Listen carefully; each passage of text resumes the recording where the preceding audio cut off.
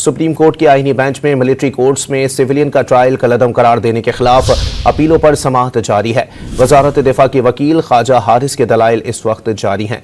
आपको अपडेट कर रहे हैं इस हवाले से कि सुप्रीम कोर्ट के आईनी बेंच ने फौजी अदालतों में सिविलियंस के फैसले के खिलाफ इंटर कोर्ट अपीलों पर समाअत रोकने की दरखास्त खारिज कर दी है। मजीद जानते हैं डॉन न्यूज़ के नुमाइंदे उमर मेहताब बढ़नी से। उमर, अपडेट कीजिएगा।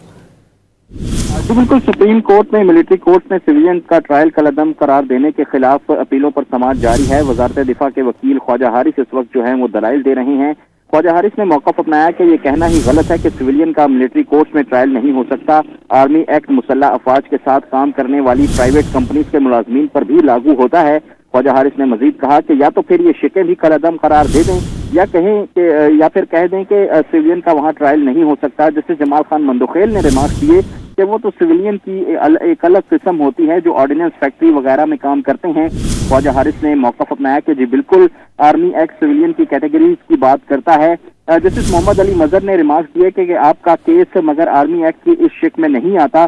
जस्टिस मुसर्रत हिलाली ने रिमार्क किए कि कोर कमांडर जब अपने घर को बतौर दफ्तर इस्तेमाल करें तो क्या इसे दफ्तर डिक्लेयर कर देते हैं। ये बात कितनी दुरुस्त है कि ये आइडिया बाद में आया, कोर कमांडर का घर भी दफ्तर था। ख्वाजा हारिस ने मौक़िफ़ अपनाया कि मैं ऐसे किसी नोटिफिकेशन की तरफ नहीं जा रहा। जस्टिस नईम अख्तर अफगान ने इस्तफसार किया कि ये बताएं इंसदाद दहशतगर्दी अदालतों ने मुल्ज़िमान की मिलिट्री कोर्ट्स को हवालगी जो है वो कैसे दी। क्या ATC कोर्ट्स का वजूहात पर मबनी कोई ऑर्डर मौजूद है? आप ये सवाल नोट कर लें, बेशक आखिर में इसका जवाब दे दें। जी बहुत शुक्रिया उमर।